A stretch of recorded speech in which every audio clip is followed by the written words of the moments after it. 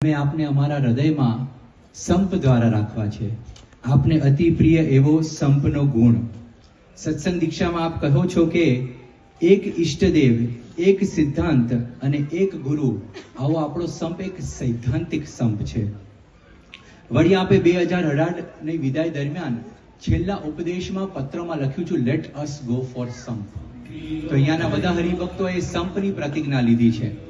આપે કહ્યું છે કે મારે જ ઘસાવું છે, મારે જ ખંભવું છે, મારે જ અનુકૂળ થવું છે અને મારે જ મન ધારું મૂકવું છે।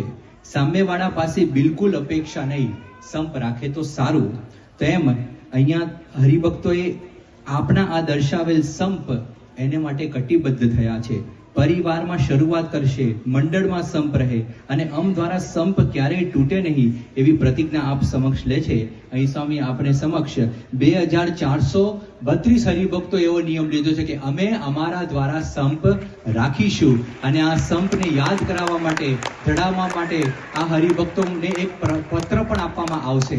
આપના જ હાથે લખેલો પત્ર છે, આપના જ વચન છે। મહારાજ કહે છે કે મદરૂપમિતિ મદવાણી। તો આપની વાણી દ્વારા અમારા ઘરમાં રહીને, અમારા હૃદયમાં રહીને અખંડ સંપની પ્રેરણા મળતી રહે એવા આપ કૃપા આશીષ વર્ષાવશો।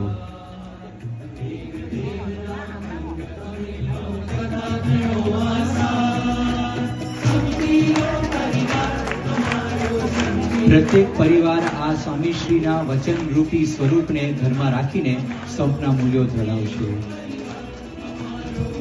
સ્વામી, સંપ તો અમારે રાખવો છે, પણ આપને તપ પણ એટલું જ વાલું છે। ભગવાન સ્વામિનારાયણે કારણે 10માં વાત કરી કે તપે કહીને ભગવાનને રાજી કરવા, અને એ જ ન્યાયે સ્વામી આપે યોગીજી મહારાજને આખી જિંદગી એ તપ કરીને રાજી કર્યા છે।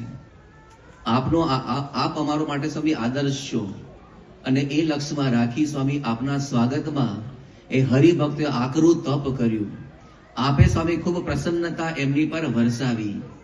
જેવા સ્વામી આપ મેલબર્નમાં આવ્યા, ફ્લાઇટમાં હતા, મેલબર્નમાં આવ્યા, સ્વામી આપે ખૂબ રાજીપો તો વરસાવ્યો, પણ સભા કરીને સ્વામી કેબિનની બહાર નીકળ્યા અને સ્વામી આપે પરમ ચિંતન સ્વામીને એવું પૂછ્યું કે આટલું બધું આ બધા તપ કરે છે?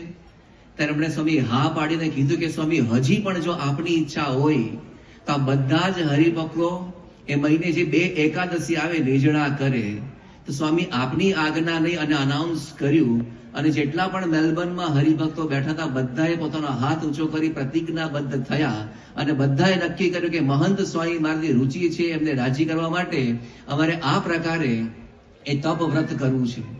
અને સ્વામી આપ એ જ આશીર્વાદમાં બોલ્યા હતા કે આપ બધા આટલું બધું તપ વ્રત કરો છો ને એટલે જ અમારું સ્વાસ્થ્ય સારું રહે છે। સ્વામી આપે આવી એક્શન કરીને સ્મૃતિ આપી હતી। ઘણીવાર પ્રમુખ સ્વામી મહારાજે પણ સારંગપુરમાં જણાવ્યું હતું કે તમે બધા તપ વ્રત કરો છો, તમારું સ્વાસ્થ્ય સારું રહે છે। તો સ્વામી કેવળ આપ પ્રસન્ન થાવ અને આપનું સુસ્વાસ્થ્ય રહે એની માટે સ્વામી 1774 હરિભક્તોએ નક્કી કર્યું છે કે એકાદશીનું વ્રત અમે નિર્જળા ઉપવાસ સાથે કરીશું। સાથે સાથે 2516 હરિભક્તો એવા છે કે એમણે નક્કી કર્યું છે એકાદશીનું વ્રત તો કરશું જ, પણ આપણે ગમે છે કે અમારે જાગરણ કરવું અને સાથે રાત્રે 12 વાગ્યા સુધી પ્રાપ્તિના વિચારની ગોષ્ઠી કરવી। તો સ્વામી નામાવલી આ બધા હરિભક્તો લઈને સ્વામી ઉભા છે। ખાસ આપની પ્રસન્નતા વરસે અને સ્વામી આપના હૃદયમાં અમારું સ્થાન પ્રાપ્ત થાય એની માટે સ્વામી અમે બધા પ્રયત્ન કરશું। આપ કૃપા કરજો।